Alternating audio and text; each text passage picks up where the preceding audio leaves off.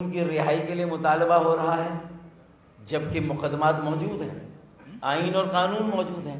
عدالتیں موجود ہیں، ان عدالتوں سے ریلیف ملے گا تو آپ کو ریلیف مل جائے گا۔ فوج کی بیشنگ، فوج دشمنی اور فوج مخالفت کے علاوہ یہی آپ کی سیاست کا محور ہے اس پونے 4 سال کے دوران جب آپ وزیر اعظم تھے۔ اور پھر اب جو یہ مستقل 2 سالوں سے حکمرانی آپ کی KPK میں ہے، اور آپ کا جو وہاں نیریٹو ہے، اور آپ کا وزیر اعلیٰ اس وقت جس طرح کی افواج پاکستان کے سربراہ،